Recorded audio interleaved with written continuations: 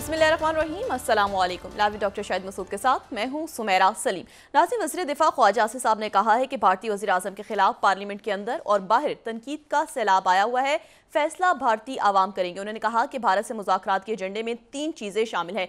दूसरी जानिब वज़ीर आज़म शहबाज शरीफ साहब ने कहा है कि टैक्स न देने वाले अफराद और शोबों के खिलाफ भरपूर कार्रवाई अमल में लाई जाएगी। इसके अलावा भी दीगर मौज़ूआत पर आज हम गुफ्तगू करेंगे। स्टूडियो में हमारे साथ मौजूद हैं डॉक्टर शाहिद मसूद। अस्सलाम वालेकुम डॉक्टर साहब। वालेकुम जी, आपको डॉक्टर साहब, वज़ीर दिफा ख्वाजा आसिफ साहब ने कहा है कि भारत के साथ एजेंडे पर जिन चीज़ों पर बात होगी उसमें पानी, कश्मीर और दहशतगर्दी शामिल है। बिल्कुल जी, बात इन पे होनी चाहिए। मैं असल में देखें, बात यह है कि जो इस वक्त एक माहौल है पाकिस्तान में, वो तो जश्न मनाया जा रहा है, फतह का जश्न मनाया जा रहा है और यहाँ पे लोग एक दूसरे को मुबारकबाद दे रहे हैं और शुक्राने के नवाफिल अदा हो रहे हैं। जलसे, जुलूस, रैलियाँ, मतलब एक प्रॉपर एक जश्न का समा है पाकिस्तान में। क्योंकि ये जो मार्का हक जिसको नाम दिया गया, ये जो है इसमें बहुत बड़ी पाकिस्तान को अल्लाह ताला ने कामयाबी और नुसरत अता फरमाई है। तो पाकिस्तान में तो है जश्न। अब सवाल ये है कि और यहाँ मुबारकबादें, देखिए ना, यहाँ पर मसला ये है कि एक तो जो ज़ख्मी हैं, जो शोहदा हैं, उनके साथ ज़ाहिर है कि ताज़ियत का इज़हार भी हो रहा है और ये, लेकिन ये कि एक जश्न है, एक खुशी है पाकिस्तान में, क्योंकि पाकिस्तान जीत गया है। जैसे होता है ना, अब जीत गए हैं। सवाल ये है कि अगर इसमें मोदी सरकार जीती है तो उनका ये, उनके चेहरे क्यों लटके हुए हैं, वो गायब कहाँ हो गए सारे वो जो है, मतलब है कि वो कहाँ पर हैं सारे के सारे। अमित शाह और मोदी साहब आज गए, तशरीफ़ ले गए, आज वो कहीं किसी जगह पे, मेरे ख्याल आदमपुर में कहीं पे उन्होंने जाके लोगों में घुलने मिलने की कोशिश की। लेकिन मैं बताऊं, इस तरह की जो पर्सनैलिटीज़ हैं ना, ईगोइस्टिक, इंतहा पसंद, एक्सट्रीम पर्सनैलिटीज़, और उनको कभी किसी मामले में डिफीट हो जाए, बड़ी उनको शिकस्त का सामना करना पड़े, उनकी वो फिर उसमें कंज्यूम हो जाती है, उनकी बाकी ज़िंदगी जो है ना उसमें कंज्यूम हो जाती है। अब वो कोई मईशत की बात, कोई और इधर उधर, ये उनके पीछे लगा रहेगा मामला तमाम ज़िंदगी कि 22 तारीख को क्या हुआ था, 22 अप्रैल को क्या हुआ था। और ये ऑपरेशन कवरअप जो है, ये क्या फॉल्स फ्लैग का कवरअप था या सिक्योरिटी लैब्स का कवरअप था, और आप कहाँ थे, और आप जो सदर ट्रंप की तरफ से ऐलान हुआ है जंगबंदी का, देखें, हमने जंग नहीं छेड़ी, हमारे ऊपर तो अटैक हुआ है। जंग तो इन्होंने छेड़ी थी 36 इंच या 56 इंच या 86 इंच या 286 या 1086 इंच के छाती के साथ इन्होंने जंग छेड़ी थी ना, इन्होंने हमला किया था। पाकिस्तान तो अपना दिफा कर रहा था। तो इन्होंने जंग छेड़ी और फिर इनकी छिड़ी हुई जंग ट्रंप ने ख़त्म करवाई। यानी आप अंदाज़ा लगाएं कि ये लड़ रहे हैं, हम छोड़ेंगे नहीं, हम ये कर देंगे, वो कर देंगे, चढ़ा चुप। कम से कम जो ज़राए हैं, जो वहाँ पे इंडियन मीडिया के दो साथी, वो बेचारे वहाँ तो बहुत से लोग बात नहीं कर सकते, वो कहते हैं 6 दफ़ा इनकी तकरीर का मुसव्वदा चेंज हुआ है और 3 दफ़ा इन्होंने रिकॉर्ड करवाया और फिर उसको कैंसिल किया। ये इतने गुस्से में थे, तो इनको कहा गया कि जी आप, इतने गुस्से में थे कि ये क्या हुआ है। यानी 6 दफ़ा वो तकरीर आगे पीछे, इनके पास कोई जान नहीं पा रहा था, ये इतने शदीद गुस्से में थे उस वक्त। अब ये है कि ये ज़हनी एक मसला होता है इस तरह की पर्सनैलिटीज़ को, जब वो जो है वो उनको कुछ समझना है कि हुआ क्या है और बताने के लिए कोई बात ना हो, तो या तो ये कि पैरानोया में चले गए हैं, ये वहम, ये होगा, ऐसे होगा, या मोस्ट प्रॉबेबली ये जो है ये एक्यूट स्ट्रेस डिसऑर्डर या रिएक्शन में चले गए हैं। और एडजस्टमेंट डिसऑर्डर्स भी, उसके भी इनमें अलामात नज़र आ रही हैं इनकी कल की गुफ्तगू में और आज की गुफ्तगू में। और एक मेजर डिप्रेसिव एपिसोड जो कि माहिरीन नफ्सियात हैं वो इन तमाम मालूमात को समझते हैं कि इस तरह की जो पर्सनैलिटीज़ होती हैं बहुत ईगोइस्टिक, इंतहा पसंद, अखंड बहारत, ठीक है ना, और फिर उसके बाद उनको तमाम दुनिया से लानत मलामत हो रही हो और बदतरीन शिकस्त का सामना करना पड़े, तो फिर वो जो है ना वो इस किस्म के नफ्सियाती मसाइल का शिकार हो जाते हैं। बात उनसे कुछ की जा रही होती है, जवाब वो कुछ दे रहे होते हैं, कुछ मतलब उनसे वो गायब और चिकन आउट हो गए। और आज जब जंगबंदी हो चुकी है, बिल्कुल खामोशी है और उस पर जो है वो अमल दरामद हो रहा है मुकम्मल। ट्रम्प का ऑर्डर है, ट्रम्प का ऑर्डर। अच्छा, ये अभी नेतन्याहू बनने जा रहे हैं, ये मैं आपको बताता हूँ क्यों। और ज़ेलेंस्की में जो कहता रहा हूँ ना, ये जोड़ो भाई, अब मैं आपको अलामात बताता हूँ कि क्यों मैं कहता रहा हूँ और कैसे हम इसको आगे लेके चलेंगे आने वाले दिनों में। और ये आप देखेंगे कि क्या ये जो है ना ये अब दीवार से टक्कर मारेंगे, ये अब दीवार से टक्कर मारेंगे। इनके जहन में ख्याल ही पैदा हो रहा है कि मैं जाके दीवार से टक्कर मारूं, ठीक है। वो मैं आपको बताता हूँ कि क्यों ख्याल पैदा हो रहा है। तो ये एक मेंटल डिसऑर्डर का शिकार हो चुके हैं। इनको फौरी तौर पे मेरे ख्याल से सबसे पहले तो जो बीजेपी के लोग हैं इनसे रब्ता कर, इनसे बात करे जाके, और इनको ये गुडी गुडी खबरें कि आप जीत गए हैं और ये हो गया और फतह, वो इनको बताया गया ना, फिर इनको उस फेज से निकाला गया कि नहीं सर आप जीत गए हैं। अच्छा मैं जीत गया हूँ, हाँ सर आप जीत गए, कहाँ तक क्या, वो सर सारा पूरी दुनिया में जो है ना आप बस जीत गए हैं। अच्छा फिर निकले हैं बंकर में से 21वें दिन अवाम में गए हैं। तो मैं जो बात आपसे कह रहा हूँ ना, और बड़े इंपॉर्टेंट मामला हैं उस तरफ भी चलते हैं अभी, जो ये सऊदी अरेबिया में और बाकी जगहों पे हो रहा है। लेकिन मैं आपको सिर्फ ये बात बताऊं कि मुझे इस कदर अफसोस है, एक ये बीजेपी का गुंडा आरएसएस का, उन्हीं का मीडिया कोट कर रहा हूँ, मैं कहीं और की बात नहीं कर रहा। सिर्फ ये जो अलामात है ना, और जो मैं बात कह रहा हूँ, अब मैं अपना केस बिल्ड करूँगा कि ये आदमी क्यों नफ्सियाती मसाइल का शिकार हो चुका है इस वक्त, ठीक है। और ये जो कंडीशंस पॉसिबल हैं वो ये हैं जिनके ये शिकार हो गए हैं, और ये फिर अल्टीमेटली कोई सुसाइडल टेंडेंसीज भी हिटलर की तरह या बाकी लोगों की तरह डेवलप होती हैं, तो उससे पहले इनको रोका जाए। एक तो ये है कि इनका एक बीजेपी का आरएसएस का गुंडा है, वो एक जलसे में खड़े होकर कहता है, ये कर्नल सूफिया कुरैशी जो इनकी बड़ी काबिल एहतराम, इनके ऑफिसर्स जो हैं जो भी आ रहे हैं काबिल एहतराम लोग हैं, इनके फ़ौज के लोग जो हैं वो अपनी ड्यूटीज़ कर रहे हैं। उनमें से कर्नल जो सूफिया कुरैशी हैं वो मुसलमान हैं, वो वहीं सामने। तो उनको बीजेपी का गुंडा जो है वो खड़ा होकर आरएसएस का जज बहुत सारे लोगों के सामने कहता है, आपको पता है मोदी जी ने वो जो एक मुसलमान लोग हैं उन्हीं को उनकी बहन तोहफे में दी है। 57 slide, India Today, BJP ministers Pakistan का remark for colonel Sofiya Qureshi backfires. उसके बाद लोगों ने वहां पे जो एहतजाज किया, कहता है कि ये sister from the same community, ये इंग्लिश में इन्होंने इंडिया टुडे ने इस तरह से लिखा है कि वो ही तोहफा दिया है उसी को, ये इनका नाम लेके कर्नल साहबा का।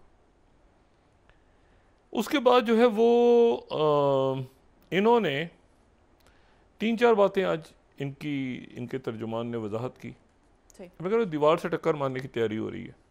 इन्हीं का मीडिया, मैं कोई आगे पीछे बात नहीं, इन्हीं का मीडिया।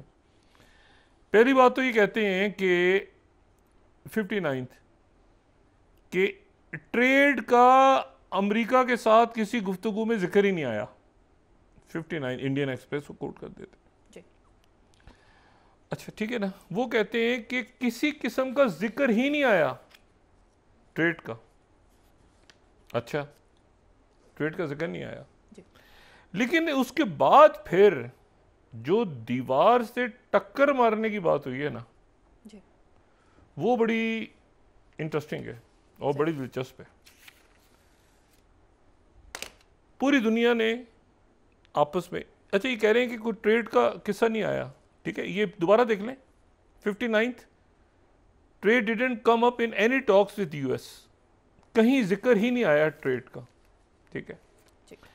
लेकिन उसके बाद फिर ये ब्लूमबर्ग को मैं कोट कर रहा हूं 51st, इंडिया ने अमेरिका पे टैरिफ लगाने का ऐलान कर दिया। अब मुझे नहीं पता इंडिया का क्या, ये 51st स्लाइड, इंडिया क्या मंगवाता है टैरिफ अमेरिका से, क्या इंडिया ने काउंटर मूव कर दिए ट्रम्प के खिलाफ। मैं कहूँ दीवार से जब टक्कर मारना, ये अमेरिका से लड़ने जा रहे हैं अपने इत्तेहादी से, सो कॉल्ड इत्तेहादी कभी भी नहीं रहा इनका। इन्होंने आज मोदी साहब ने कहा है कि अमेरिका को भेजो, और अमेरिका पे जब चाइना अमेरिका के दरमियान सारा डील हो गई, ये कह रहे हैं कि ये अपना सत्यानाश करेंगे, साथ अपने मुल्क के बहुत ज़हीन लोग जो वहाँ पर कोई जॉब्स कर रहे हैं, कोई बाहर जा रहे हैं, कोई तिजारत कर रहे हैं, इन्होंने जनाब अमेरिका पे टैरिफ लगा दी, टैरिफ लगाने का ऐलान कर दिया। Hindustan times 52nd, India's first retaliation against Donald Trump's tariff, यानी टैरिफ लगे हैं ना। फिर कोई एक तरफ कह रहे हैं कि टैरिफ का जिक्र नहीं हुआ, दूसरी तरफ कह रहे हैं कि ये ड्यूटीज लगा दी जाए। हिंदुस्तान टाइम्स कोट, मैं कहीं और नहीं जा रहा, मैं इनके अखबार को, इनके मीडिया कोट कर रहा हूं आपको। दीवार से लड़ने का फैसला किया है मोदी, ट्रम्प से लड़ेंगे, अब ट्रम्प से लड़ेंगे, ठीक है। टाइम्स ऑफ इंडिया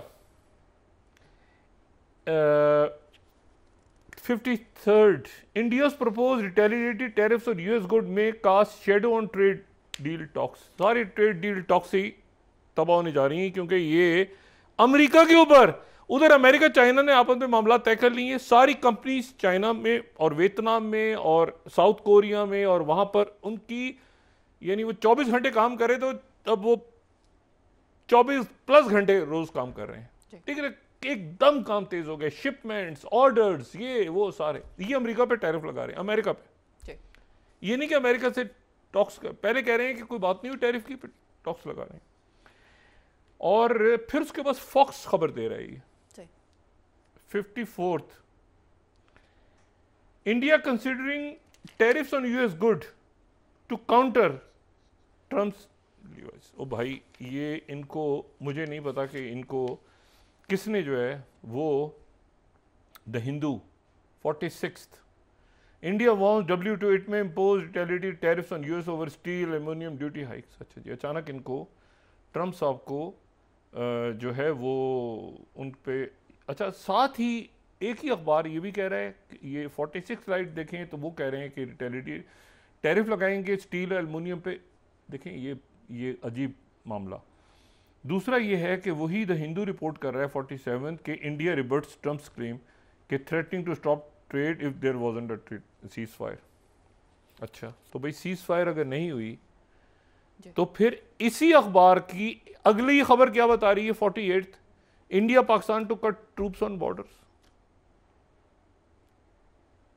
ठीक है। तो ये जो है ना, ये अब एक ऐसा मामला हो गया है जिसमें ये अब इन्होंने, कहते हैं ना, दीवार से टक्कर मारने का फैसला कर लिया।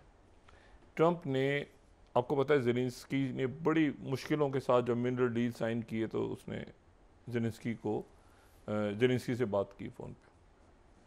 नेतन्याहू से वो बात नहीं कर रहे प्रेसिडेंट ट्रंप।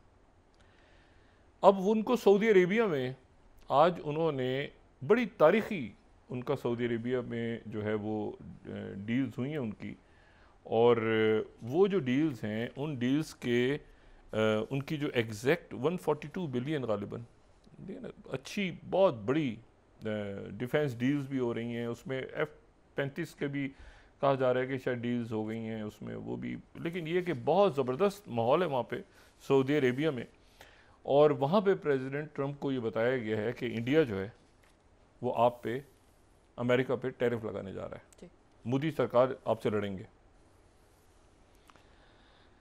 अच्छा, तो अच्छा ये जहन में रखें आप।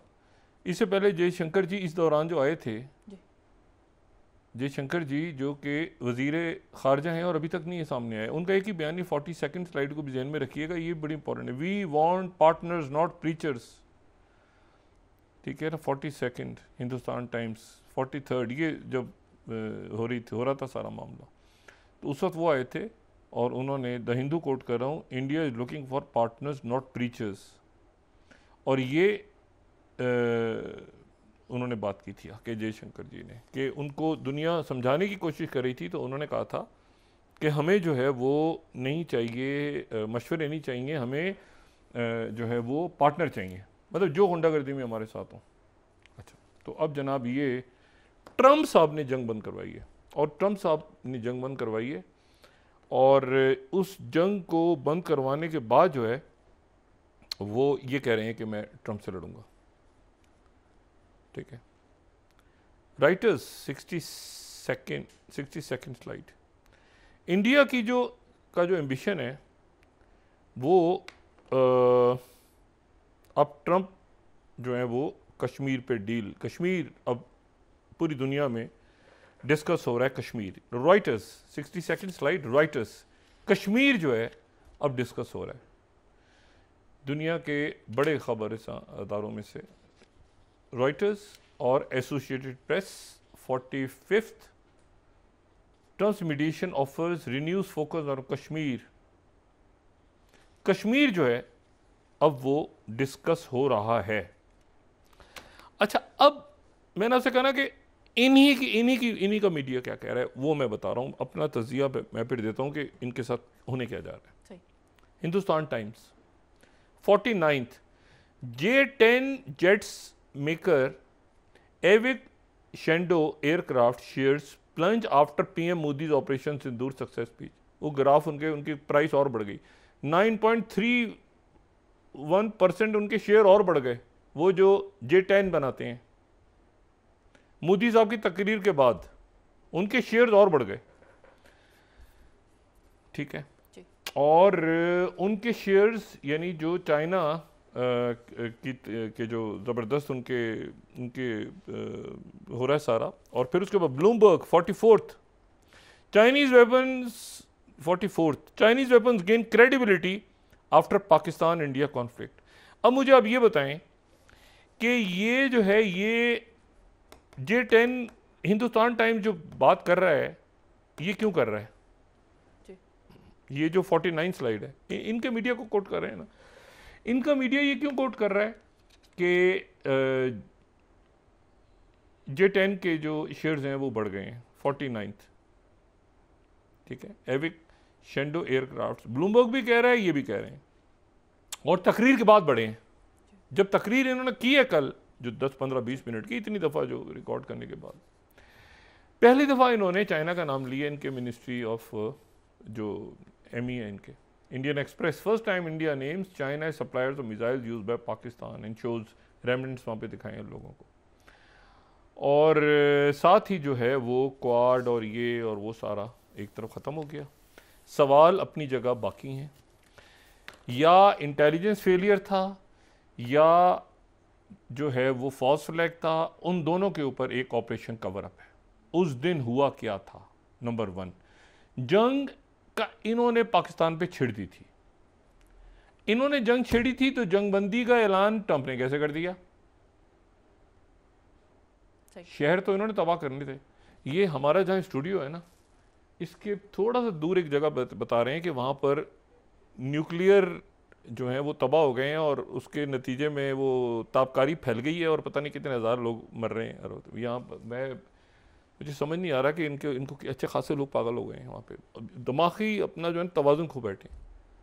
मैंने कहा कौन सी जगह का जिक्र हो रहा है? बताए थोड़ी दूर है यहाँ से। मैं कहा यहाँ पे क्योंकि न्यूक्लियर हमने तबाह कर दी है, वहाँ रेडिएशन से हज़ारों लाखों लोग मर गए हैं, पता नहीं क्या हो गया खुदा। जो इधर पड़ोस में हमारे वो मेरे ख्याल से ये समोसे वगैरह ये चाट वाट बनाते हैं वो ऑरेंज लगा हुआ है, बच्चे बैठे हुए, वो ये अजीब व गरीब किस्म की इनका अजीब जहन हो गया। मैंने कहा ना ये एक बहुत। और दूसरी बात ये कि अवाम अब पूछेंगे इनसे, आप अमेरिका से आप टैरिफ जो हैं बजाय इसके कि डील, अच्छा चले टैरिफ मिनिस्ट्री कह रही है टैरिफ की बात नहीं हुई तो आपने रिटेलिएट कैसे क्यों कर दिया?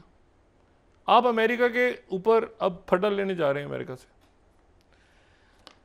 तो ये जो है ये एक ऐसी जगह चले गए हैं जहाँ पर ये कल इनकी जो स्पीच भी थी कि हम जो है वो एक नया डॉक्ट्रिन, यानी कहीं पर भी कोई दहशत गर्दी हो, अब यानी मणिपुर में अब कुछ होगा, आपको नेक्स्ट स्लाइड्स कुछ करेंगे। अब दुनिया इनसे प्रॉपर अंदाज में निपटने जा रही है। ये ज़रा 2-4-5 दिन गुजर जाएँ अगले बड़े अहम है पूरी दुनिया में, तो उस वक्त तक इनको इसी में होते हैं ना वो इनको किसी माहिर नफ्सियात, इनको मैं बड़ी संजीदगी से बात कर रहा हूँ, ये नॉर्मल बिहेवियर नहीं है इनका ये मोदी साहब का, क्योंकि इगोइस्टिक पर्सनैलिटीज़ है ना। हिटलर ने क्या किया था बंकर में, उसने कहा बाहर में, उस दिन भी अक्सर मिसाल देता हूँ चौधरी हिशमत का वो जो ड्रामे का आखिरी सीन था, ऐसे लोग अपनी शिकस्त बर्दाश्त नहीं कर, उनके अंदर एक ख़ास होती है कि उनको जाके फिर बताएं आपके सर मोदी साहब आप हार गए, तो वो खुद वो मतलब नहीं मानेंगे। उनको आप ये कहेंगे आप खुद जीत गए हैं, मतलब आप अमेरिका और उसके नेटो के जो है वो सदर बन गए पूरी अक़वाम मुत्तहिदा, वो उसके भी नहीं, वो मतलब आप अखंड भारत हो गया, अच्छा हो गया यहाँ हो गया चलो निकलो फिर पाए, मतलब ये इस किस्म के माइंडसेट में ये और इनका जो मीडिया और बाकी जो लोग हैं वो सवाल उठाना शुरू कर दिए उन्होंने। यानी जो शशि थरूर हैं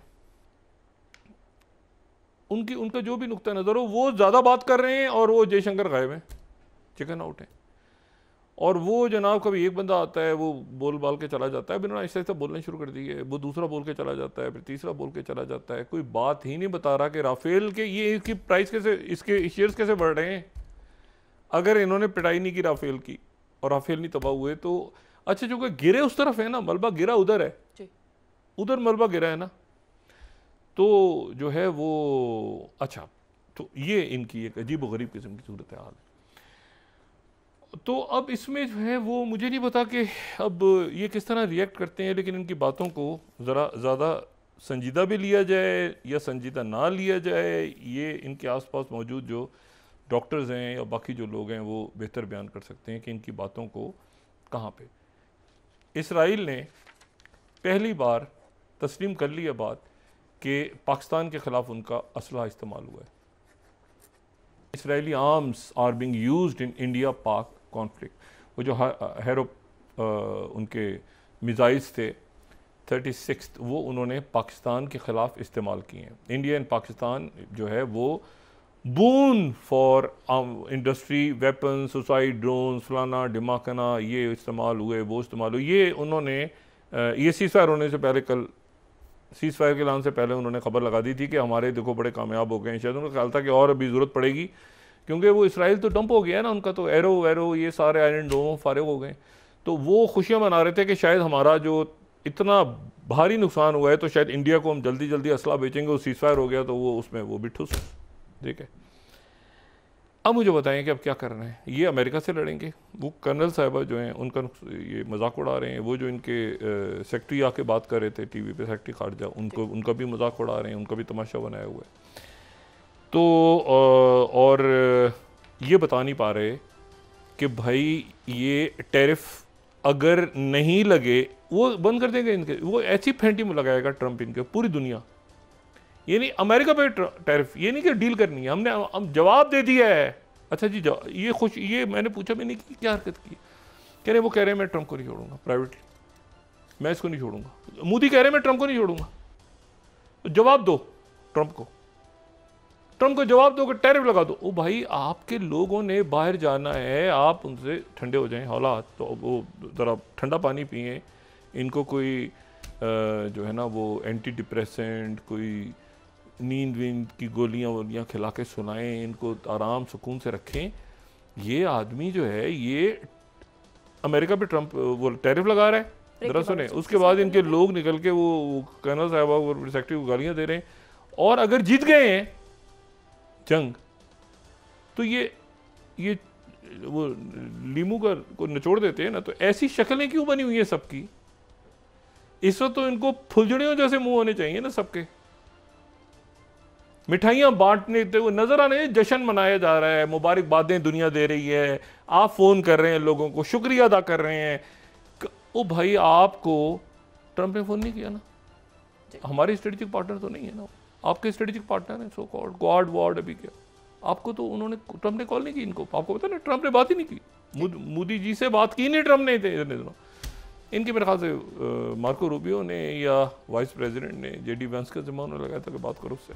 ब्रेक के बाद डॉक्टर साहब डिस्कस जैसे बिल्कुल वैसे जैसे स्टीव विटकॉफ को उन्होंने कहा है ना कि अब नेतन्याहू से तुम बात करोगे और कोई आदमी बात नहीं करेगा, इवन जो सेक्रेटरी दिफा है वो भी नहीं बात करेगा, मार्को रूबियो भी बात नहीं करेगा, तुम बात करो नेतन्याहू से। ये इसी तरह से इन्होंने एक दर्जा, और ये अब दीवार से सर ये इतना, और मैं बताऊं इंडिया में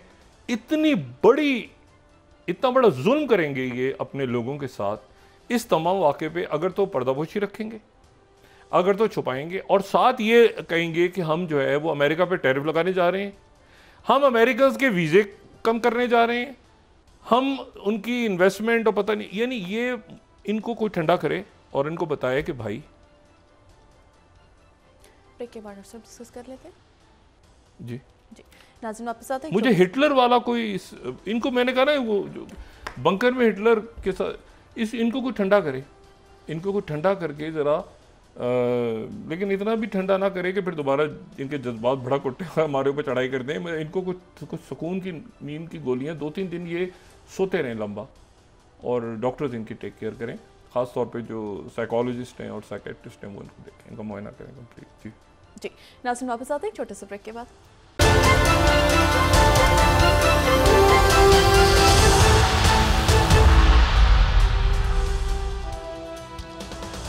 वेलकम बैक नाज़रीन। डॉक्टर साहब, वफाकी वज़ीर ख़ज़ाना मोहम्मद औरंगज़ेब साहब ने कहा है कि भारत के साथ जो हालिया कशीदगी थी उससे पाकिस्तान की मईशत पर इतना बड़ा असर नहीं पड़ेगा।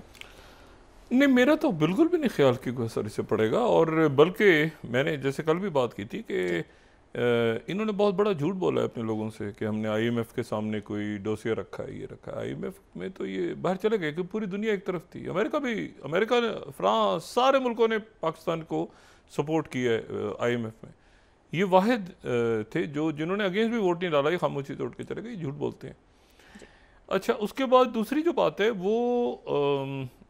वो है जो प्रेसिडेंट ट्रम्प सऊदी अरेबिया में अब इस वक्त उनका खिताब हो रहा होगा, जब हमारी गुफ्तगू चल रही है, ख़त्म हो गया होगा, और 142 बिलियन के उन्होंने मुआहदे किए। वो जो कतर की तरफ से जहाज़ उनको गिफ्ट हुआ है 7478, उसमें वो तशरीफ़ लाएँ सऊदी अरेबिया, और उनको काफ़ी आने से पहले, क्योंकि ये जो एयरफोर्स 1 है ये एक नहीं होता, ये 2 होते हैं, ये ट्विन प्लेन्स होते हैं। जब एयरफोर्स 1 कहा जाता है तो असल में 2, एक जोड़ा होता है, ठीक है, उसमें बहुत सी वजूहत हैं, सिक्योरिटी समेत और कम्युनिकेशन और ये सारा। तो ये जब आए थे अपनी पहली टर्म में आए थे, तो उस वक्त इन्होंने जब ये गए एयरफोर्स 1 में, तो इन्होंने कहा ये क्या बेहुदा जहाज़ है, ये तो बहुत ही घटिया जहाज़ है, इसमें सदर सफ़र करते हैं।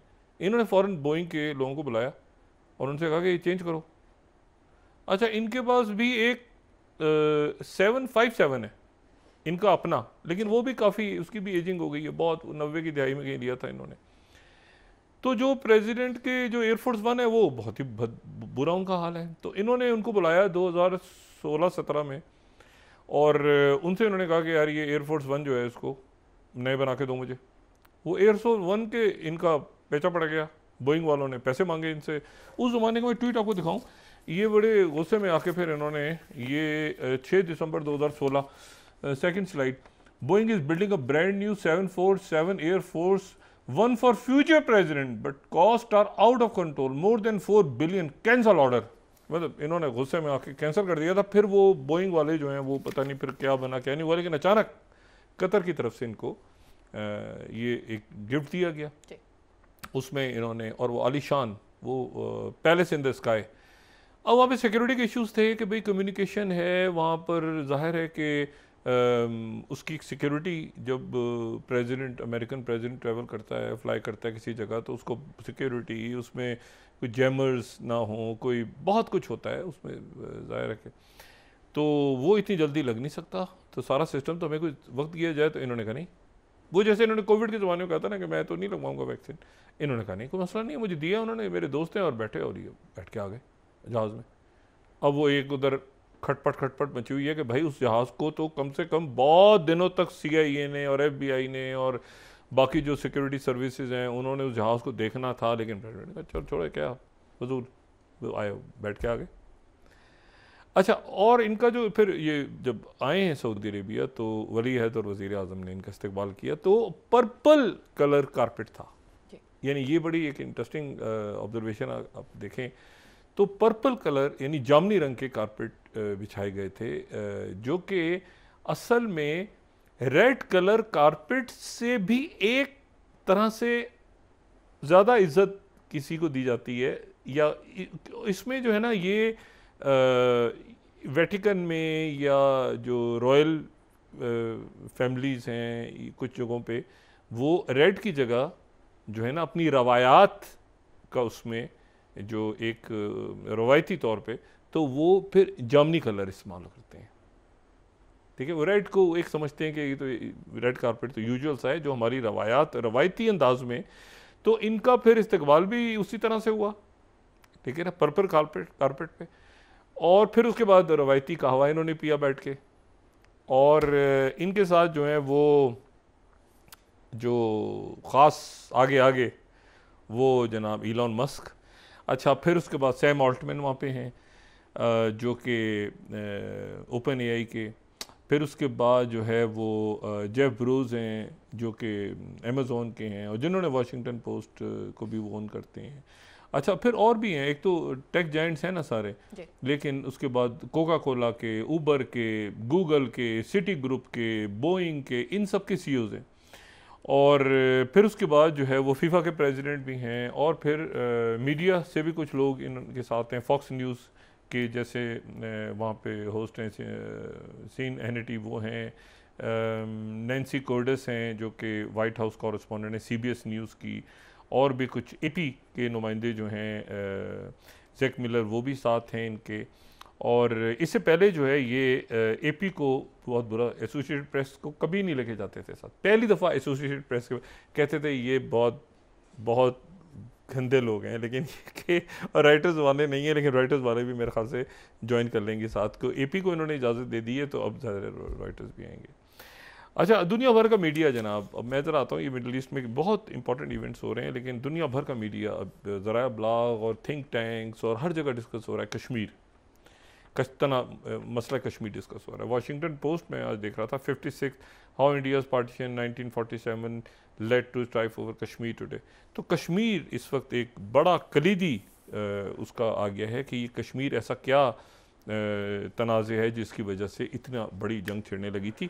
ये कह रहे हैं कि जनाब अच्छा, उन्होंने एक और भी बात की है ना कल के, हम न्यूक्लियर ब्लफ में नहीं आए, हमें न्यूक्लियर वो ना करो।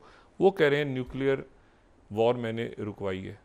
इसका मामला मतलब ये है, देखें कुछ हमें भी पता है सही गलत, हम कुछ ऐसी बात जो कि यहाँ पे हमारे सामने ना हो हम तो उसको बात नहीं करते इस तरह की, लेकिन यह है कि उस दिन कुछ ऐसा होने वाला था जो भी इन्हीं की तरफ से आएगा, इन्हीं की तरफ से आएगा, इन्हीं का मीडिया बात करेगा और उसे हम कोट करेंगे। ठीक है, यह दुनिया का मीडिया बात करेगा कि उस दिन रात को क्या होने जा रहा था, क्या न्यूक्लियर जंग, क्या न्यूक्लियर वेपन्स अपनी जगह तैयार हो गए थे, और क्या न्यूक्लियर भी 4 रोज़ पहले की मैं बात कर रहा हूँ, उस दिन क्या रात को हकीकतन करोड़ों या अरबों लोग जो हैं वो सफ़ा हस्ती से मिटने वाले थे, या इरादा था कुछ ऐसा। ये कहानी अभी आगे चलेगी। लेकिन ये जो उन्होंने बात की ना कि कहीं पर भी दहशत, डॉक्ट्रिन बनाते रहें, आप डॉक्ट्रिन बनाएंगे, दूसरे वो अल्लाह ताला की ज़ात वो जो ऊपर मौजूद है वो सबसे बड़ा प्लानर है। ठीक है ना, बनाते रहें, इस तरह की फजूल बातें करते रहें। लेकिन ये है कि जो मैंने कल भी बात की थी ना कि ये अब अपना ज़हनी तवाज़ुन इनको इनसे इनके लोगों को भी इनके शर से बचाए। ठीक है ना, इनके शर से हिंदुस्तान के लोगों को भी बचाए, तमाम दुनिया को बचाए। अच्छा, अब दूसरा जो इशू है वो ये है कि जो सऊदी अरेबिया में सारे मामला चल रहे हैं, और सऊदी अरेबिया में आज ये इन्वेस्टमेंट फोरम हो गया। कल अब प्रेसिडेंट ट्रंप जाएंगे रिस कार्ल्टन होटल, क्या होगा उनको पसंदीदा होटल है रियाद में, रिस कार्ल्टन होटल। एक तो एयरपोर्ट के करीब है, फिर वो जो शाही महल है उससे भी करीब है। रिस कार्ल्टन में जाके वो आराम से सुकून से वो प्रेसिडेंशियल सूट में वहाँ पे जाके आराम से सोएंगे। ये पहले भी जब सऊदी अरेबिया आए थे तो रिस कार्ल्टन में ठहरे थे, और बड़ा ज़बरदस्त होटल है रिस कार्ल्टन। कोई 500 के करीब कमरे हैं वहाँ पे प्रेसिडेंशियल सूट इनके लिए ख़ास तौर पे वहाँ पे उसको तैयार किया गया और बड़े ज़बरदस्त अंदाज में सोएंगे। और फिर कल सुबह जो है इनकी मुलाकातें होंगी जो खलीजी ममालिक के लोग हैं, जो सरबराहान हैं, लेकिन उसमें महमूद अब्बास फ़लस्तीनी अथॉरिटी के महमूद अब्बास भी वहाँ पे हैं, यानी GCC के ममालिक से हट के। और एक अहमद शरा हैं जो कि इनको ट्रम्प टावर डेमास्कस में इनसे बात करने जा रहे हैं, जिस पे शदीद मसला है। और ये अगर F-35 सऊदी अरेबिया के साथ डील हो जाती है तो इसराइल तो फारिग है ना, वैसे ही फारिग है। वो मिडल ईस्ट में एज था, ये था, वो था। इसराइल की नॉर्मलाइजेशन भी नहीं है कहीं दरमियान में। इसराइल एक मामला और है इसराइल के हवाले से, वो मैं आपको बताता हूँ कि अभी बहरहाल ये कल सुबह जो है इनकी मुलाकात होगी सारे। तो 3, अब उसमें एक और शख्सियत ऐड हो गया है नाम उनका, और वो है लेबनान के प्रेसिडेंट जनरल ऑन जो हैं, जोसेफ ऑन, वो भी मिलेंगे प्रेसिडेंट ट्रंप से। और वो अब मुझे बताएं कि सारे अरब ममालिक, और फिर कल ही ये चले जाएंगे कतर। और कतर जो है वो अच्छा, स्टीव विटकॉफ नहीं है, स्टीव विटकॉफ नहीं है इनके साथ। अब देखें ना, ये कितनी इंपॉर्टेंट बात है कि स्टीव विटकॉफ नहीं है, तो स्टीव विटकॉफ इनको शायद कतर में ज्वाइन कर लें। स्टीव विटकॉफ कतर पहुंच गए हैं, और कतर वो पहुंचे हैं ये जो ईदन अलेक्जेंडर, जो कि अमेरिकन और इसराइली दोनों नेशनलिटीज़ थी, और ये इसराइल की फ़ौज में ये बंदा काम कर रहा था, और 21 साल इसकी एज। और ये जो है ये हमास ने इसको गुड विल जेस्टर के तौर पे आने से, प्रेसिडेंट ट्रंप के आने से पहले स्टीव विटकॉफ, ये डायरेक्ट डायलिंग अब हो रही है हमास की, कतर की, इजिप्ट की, सऊदी अरेबिया की, UAE की, बाकी मुल्कों की। इसराइल आउट है, इसराइल आउट हो गया इसमें से टोटल। और नेतन्याहू नाउ से स्टीव विटकॉफ अब बात कर रहे हैं।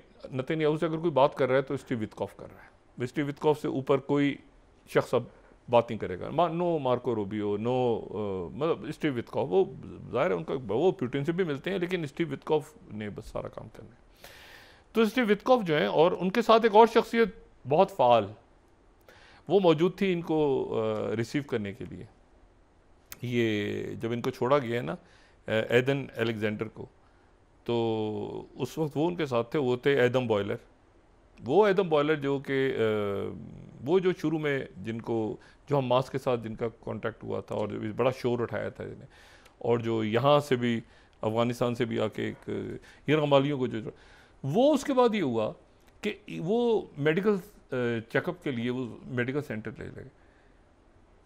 अमेरिकन ने मना कर दिया कि ये जो एदन अलेक्जेंडर हैं, नेतन्याहू आ रहा है हॉस्पिटल तो वो नहीं मिलेगा इनसे।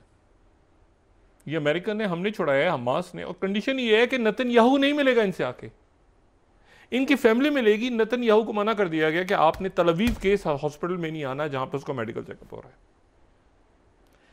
तो नेतन्याहू ने अब इतनी बड़ी एम्बेरसमेंट होगी कि नेतन्याहू चाह रहा था कि जाए, मिले, गले लगाए, जैसे होता है ना, यरगमाली छोड़ा है हमारी, ये इसराइल की डिफेंस फोर्सेस में था ना, लेकिन अमेरिकन नेशनल था तो दोहरी शहरियत थी। इसने कहा मैं मिलूंगा, तस्वीर उतरवा, उन्होंने कहा अस्पताल के करीब मत आना, ये अमेरिकन का मैसेज था। तो नेतन्याहू से मिलने नहीं दिया गया। अब आप देखें कि किस तरह से दुनिया काम करती है। उसके बाद जो स्टीव विटकॉफ हैं वो, और एडम बॉयलर, वो जो तल अवीव के अंदर जहां बाकी 58 यरगमाली हैं जो अभी तक हमास के पास हैं, और उनकी जो रिहाई के लिए जो उनके अहले खाना बैठे हैं, जो गालियां दे रहे हैं, कोस रहे हैं नेतन्याहू को कि तुमने अपनी सियासत के लिए, जैसे इधर बिहार की सियासत के लिए ड्रामा हुआ तो उधर वो अपनी सियासत कर रहा है, वो भी लड़ मर रहा है, आखिरी दिन है उसके।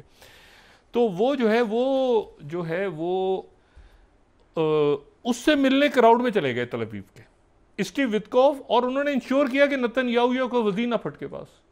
अब आप देखें ये इस तरह की रियासतें फिर कितनी, उनकी कोई हैसियत नहीं होती दुनिया में। उन्होंने कहा हम दोनों जा रहे हैं, इसराइल के लोग, बाकी लोग सारे उनको लेके गए, और उनकी अपनी जो सिक्योरिटी वगैरह जो भी थी वो लेके गए। उन्होंने कहा नेतन्याहू या उसका कोई वजीर जब हम वहां पहुंचे, उनसे मुजाहिरीन के दरमियान हो, तो वहां पर हमें नजर ना आए कोई आदमी। नेतन्याहू सरकार का तो कोई नहीं था वहां। एक होता है ना वजीर को रिसीव करता है, उन्होंने कहा नहीं नहीं नहीं, दूर, ये हमारा और डायरेक्ट इनकी मामला चल रहे हैं, जो यरगमाली हैं, उनके फैमिलीज हैं, साइड पे हो जाओ, बिल्कुल साइड पे हो जाओ, नेतन्याहू से कहा। उसके बाद जनाब एक और शख्सियत की एंट्री इस पूरी यानी दो पिक्चर्स चल रही हैं ना, अब ये ज़रा मिडल ईस्ट को ले रहे हैं ना, तो एक तो सऊदी अरेबिया, कतर कल, और फिर अबू धाबी, और ये एक जो इसराइल के साथ मामला चल रहा है। और उसमें डॉक्टर बिसारा बहरा करके एक बड़े ज़बरदस्त फ़लस्तीनी हैं, पैलेस्टीनियन ओरिजिन के, और ये जो हैं ये अरब्स फॉर ट्रंप, यानी जो अरबों ने जो कि अमेरिका में रहते हैं, अरब आबादी है, उनके जो ट्रंप को वोट पड़े हैं, तो उसमें इनका बड़ा इंपॉर्टेंट रोल रहा है। ये इन हार्वर्ड से पढ़ा हुआ है, फिर पढ़ाया हुआ है, पीएचडी की हुई है वहाँ पे। फिर उसके बाद एक ज़माने में ये यरूशलेम से एक रोज़नामा निकलता था, शायद अल-फजर नाम था उसका, उसके ये एडिटर इन चीफ भी रहे हैं, और फिर ये ट्रंप के बड़े करीब रहे हैं। तो इनके साथ ये खामोशी से एडम बॉयलर और ये भी राब्ते में थे हमास के साथ, और ये भी खामोशी से देखें, मैंने आपसे कहा ना कि वो रवायती डिप्लोमेटिक बाबुओं का दौर ख़त्म हो गया है, ख़त्म हो चुका है बाबुओं का दौर, बिल्कुल। ये बाबू, दुनिया भर के बाबू, टिपिकल बाबू फेल हो गए, ठीक है। या वो बाबूज से मेरी मुराद ये कि जो टिपिकल बाबू होते थे ना, जी आप यूँ करें, ऐसे करें, वैसे करें, वो खुली टुली बात स्ट्रेट, और डिप्लोमेट्स भी वो जो कि सही अंदाज में मैसेज पहुंचा रहे हैं, या वो बात कर रहे हैं, ठीक है, या वो, तो यहाँ आप देखें कि आपको मार्को रूबियो साइड पे नज़र आ रहे हैं बिल्कुल, और हालांकि वो इस वक्त NSA भी हैं, उनके बाद इजाफी NSA दूसरे अनाउंस हो गए हैं वैसे, लेकिन वो बहरहाल वो भी पता नहीं कहाँ पे हैं, नहीं है ऑफिशियली क्या। लेकिन ये है कि स्टीव विटकॉफ का रोल देखें, और साथ उनके सारा जो है वो डॉक्टर बिसारा बहरा ने रोल प्ले। अब उस बंदे को पहले ये हुआ कि अच्छा रिहा कर, जैसे कर दिया मास ने, तो उन्होंने ट्रंप से बात की, उसने वो जो यरगमाली रिहा हुआ है उसने ट्रंप से बात की, ट्रंप से सऊदी अरेबिया लैंड कर गए थे, या जहाज़ में बात हुई, बहरहाल बात हुई फ़ोन पे, नेतन्याहू से नहीं मिलने दिया गया उसे। अच्छा, उसके बाद ये है कि अब फिर ये हुआ कि वो कतर, स्टीव विटकॉफ कतर रवाना हो गए हैं। स्टीव विटकॉफ, क्योंकि कल जो है प्रेसिडेंट ट्रंप सऊदी अरेबिया में ये जो भी मुलाकातें वगैरह में स्टीव विटकॉफ नहीं होंगे, वो कतर में होंगे, क्योंकि इसराइल को एक फाइनल मैसेज चला गया है नेतन्याहू को कि अब घड़ी, क्लॉक जो है वो आगे जा रही है तेज़ी के साथ, और प्रेसिडेंट ट्रंप ने ऐलान करना है। अब वो ये भी हो सकता है कि वो बात तुमसे कम करें और फ़लस्तीनी रियासत का ऐलान कर दें खुद ही। अभी तो ये गज़ा सीज़फायर की बात चल रही है ना, पता चला वो फ़लस्तीनी रियासत का उन्होंने ऐलान कर दिया, तो फिर तुम क्या करोगे। और ये है कि बाकी वो जो वेस्ट बैंक के एरिया A, B, C, उसमें से कितने आबादकारों को हटाना है, क्या करना है, वो सारे सऊदी अरेबिया, कल वो UAE में होंगे, उसके बाद कतर में होंगे उससे पहले सुबह, उसके बाद वो आगे सारे मामला तय करके आगे। अच्छा, इसमें वो फाइनल मैसेज चला गया नेतन्याहू को कि अब जो है, और नेतन्याहू ने फौरी तौर पर टीम्स अपनी दोहा भेज दी हैं, फौरी तौर पर टीम्स भेजी हैं दोहा, कि इससे पहले कि फ़लस्तीनी रियासत का ऐलान हो जाए, मैं वो मानने को तैयार हूँ कि सीज़ फायर उसको 70 दिन कर दें, 90 दिन कर दें, वो जो भी होगा वो कतर और सऊदी अरेबिया और उसके बाद UAE, और यहाँ पे लेबनान के प्रेसिडेंट आके बताएंगे कि वो क्या वहाँ पे गुंडागर्दी कर रहा है। लेबनान के बॉर्डर पे महमूद अब्बास मिलेंगे, वो बताएंगे कि क्या जुल्म हो रहा है फ़लस्तीनियों के साथ। महमूद अब्बास तो पुराने उनका, तो ये सारे लोग, इन सारे लोगों से ट्रंप मिल रहे हैं, और उनको दरमियान में इतला मिल रही है कि जी मोदी ने आपसे लड़ने का फैसला कर लिया, ठीक है, आपके टैरिफ से मोदी ने कहा मैं लड़ूंगा अमेरिका से, ठीक है ना, अमेरिका की ऐसी की तैसी। मतलब मेरी आप ज़रा अंदाज़ा लगाएं कि क्या किस मेंटल क्या मैं बात कहूँ डिसऑर्डर में किस में चले गए, मगर ये अपने लोगों के साथ क्या करेंगे आगे। अच्छा, उसके बाद जो है वो एक दरमियान में और ट्विस्ट आ गया, वो हैं जनाब ज़ेलेंस्की से मिले हैं अभी परसों जाके जर्मन चांसलर, नए जर्मन चांसलर जो इलेक्ट हुए थे वो मिले हैं, उसके बाद मिले हैं, ये बड़ी अजीब व गरीब किस्म की कहानी डेवलप हो गई है। उनसे मिले हैं बरतानिया के वज़ीर आज़म केयर स्टेमर, और उनसे मिले हैं जनाब जर्मन चांसलर जो फ्रेडरिक नए इलेक्ट हुए हैं, और उनसे मिले हैं प्रेसिडेंट मैक्रोन, और ये सारी शख्सियात उनसे मिली हैं, और पोलैंड के डोनाल्ड टस्क जो हैं वो मिले हैं उनसे, और ज़ेलेंस्की से मिलने के बाद उन्होंने टेलीफोन पे बात की है ट्रंप से, और ट्रंप से बात करने के बाद उनको ये आया कि कहीं पूरे खेल में यूरोप भी है दरमियान में। वो तस्वीर हमने दिखाई थी, ये सारे मिलके बैठे हुए हैं, ज़ेलेंस्की को बीच में बैठाया हुआ है, ये भी परसों की बात है। और इन्होंने कहा कि हम आ गए वापस, पूरे यूरोप ने कहा कि हम भी आ गए, ट्रंप बात करेगा ज़ेलेंस्की से। ट्रंप साहब ने कहा नहीं, आप कहीं नहीं है। ज़ेलेंस्की को ऑर्डर हुआ है कि आप 15 तारीख को तुर्की पहुंच जाएं। ज़ेलेंस्की ने बहुत शोर किया, उसने कहा कि मैं उस सूरत में पहुंचूंगा जब पुतिन आएगा। अच्छा, प्रेसिडेंट ट्रंप ने एक बीच में जुमला ये अदा किया कि मैं भी हो सकता है जुमेरात को इस्तांबुल पहुंच जाऊं, तुर्की पहुंच जाऊं, अगर वहां पुतिन ने आना है तो। यानी अच्छा, अब जुमेरात को कतर है जी, जुमेरात को कतर है, लेकिन प्रेसिडेंट ट्रंप, कतर को कोई इतराज नहीं होगा इस बात पे। कतर और टर्की ऐसे हैं सारे, अब तो सारे बरादर हैं, लेकिन कोई इतराज नहीं होगा। प्रेसिडेंट ट्रंप ने कहा अगर पुतिन अगर आ रहा है तो मैं टर्की का चक्कर लगा लेता हूं, दरमियान में एक और मुल्क आया हुआ हूं। अच्छा, अब जो है वो एक पुरस्कारियत है कि क्योंकि पुतिन की तरफ से ये कहा गया कि ये मैं स्काई न्यूज़ कोट कर रहा हूं, बड़ी डेवलपिंग स्टोरी है। Trump thinking of going to Turkey 21st for propose Zelensky Putin talks. अच्छा, पुतिन अभी तक पुतिन खामोश है कि मैं आ रहा हूं कि नहीं आ रहा। प्रेसिडेंट ट्रंप इंतजार कर रहे हैं कि उधर से जवाब आए, किसी तरह पुतिन कहते कि मैं आ रहा हूं ज़ेलेंस्की से मिलने। पुतिन की तरफ से कहा गया कि हमारा एक छोटे लेवल का डेलीगेशन जाके मिलेगा ज़ेलेंस्की से, हम पुतिन देखते हैं। और वो ट्रंप कह रहे हैं कि वो आ रहा है तो मैं आता हूं ना कतर को, अमीर कतर को, जो है वो अमीर कतर भी हो सकता है साथ चले जाए। देखिए ना, ये तो बड़ा एक हो सकता है। अच्छा, उधर रजब तैयब एर्दोगन, चूंकि वहां पर स्टार्ट हो रहा है नेटो के, अच्छा वहाँ जश्न मनाया जा रहा है, पीके के डिसॉल्व हो गई और टर्की रोल प्ले कर रहा है अब यूक्रेन और रशिया के दरमियान सीज फायर का। ठीक है, तो सारे के सारे, अब आप देखें ईयू के, मैं एक आप बात समझें, नेटो के वुज़राए खारजा का इजलास हो रहा है, नेटो के सेक्रेटरी जनरल पहुंच गए हैं वहाँ पे, तो नेटो के वुज़राए खारजा का इजलास हो रहा है 14 तारीख से लेके, ये मेरा ख्याल से 3-4 दिन उनकी प्रेस रिलीज भी है यहाँ पे, अगर हम दिखा सकें रैंडमली। अच्छा, तो वो जो है वो वहाँ पर वो पहुँच गए हैं, लेकिन सवाल ये है कि वो उसमें जो है वो जितने वुज़राए खारजा हैं, यानी उसमें बरतानिया भी है, उसमें ये देखें ना, ये 13 मई से आज पहुँच गए ना, ये मार्क रूट पहुँच गए Ankara ahead of informal meeting of NATO ministers जो 14 और 15 को होगी, तो आज पहुँच गए।